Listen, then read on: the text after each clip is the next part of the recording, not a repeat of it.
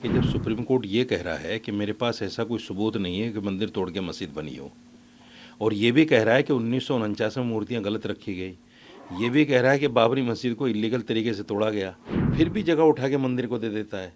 ये तो बड़ा अजीब सा आश्चर्यजनक फैसला था। मुसलमानों ने इस वजह से कबूल किया कि ठीक है, चलो 400-500 साल पुराना एक मामला ख़त्म हुआ, ये मुसलमान हैं तो इनकी बात को उखाड़ा जा रहा है और कहा जा रहा है कि ये तो सुप्रीम कोर्ट को मानते ही नहीं है। मुसलमान के मुंह से ये बात निकली है तो इस पर हंगामा तो होना ज़रूरी है, ये तय है हंगामा।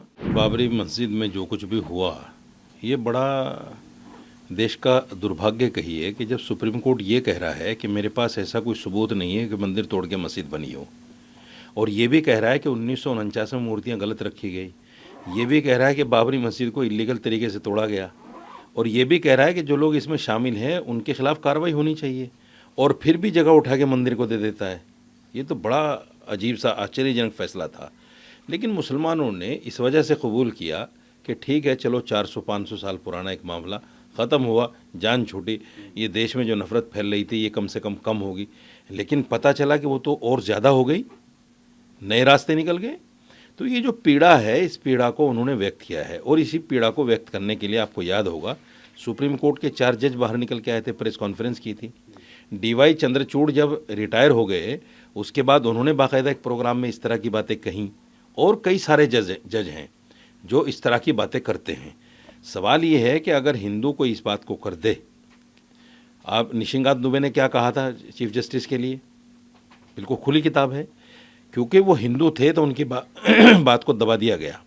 ये मुसलमान हैं तो इनकी बात को उखाड़ा जा रहा है और कहा जा रहा है कि ये तो सुप्रीम कोर्ट को मानते ही नहीं है, ये तो सुप्रीम कोर्ट को अहमियत नहीं देते। बिल्कुल, मदनी साहब तो कह रहे हैं कि सुप्रीम कोर्ट उस लायक नहीं कि उसको सुप्रीम कहा जाए।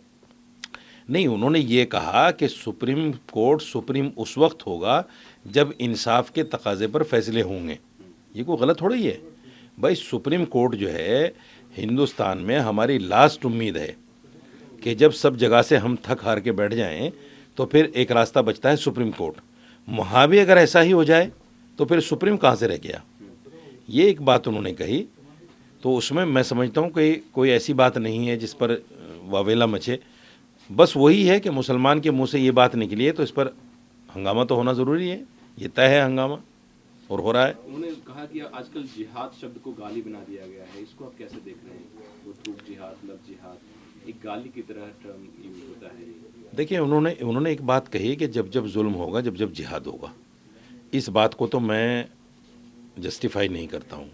इस बात को तो मैं इसलिए कहता हूँ कि देखिए, ये बात सही है बिल्कुल कि कुरान ये कहता है कि जिहाद जुल्म के ख़िलाफ़ होने को, खड़ा होने को कहते हैं, कि जहाँ जुल्म हो आप उसके ख़िलाफ़ खड़े हो जाओ, तो इसी का नाम जिहाद है। और दूसरी ज़बान में अगर इसको कहें कि जिहाद जो है वो सेल्फ़ डिफेंस है।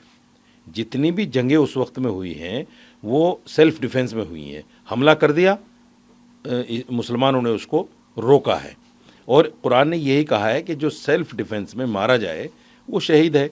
तो ये जो जिहाद का शब्द है बड़ा पाक और पवित्र शब्द है हमारे लिए।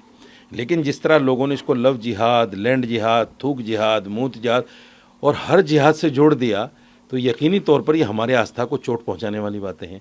यकीनी तौर पर हमें इस बात का एहसास होगा कि हमारी जो धार्मिक चीज़ है, जिस पर हम आस्था रखते हैं कि हाँ भाई ये चीज़ होनी चाहिए, उसको कहीं ना कहीं गाली बनाकर जो है पेश किया जा रहा है, बुरा भला उसको कहा जा रहा है।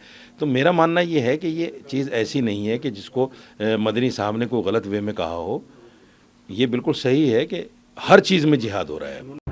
वीके न्यूज उत्तर प्रदेश उत्तराखंड, सच का सारथी।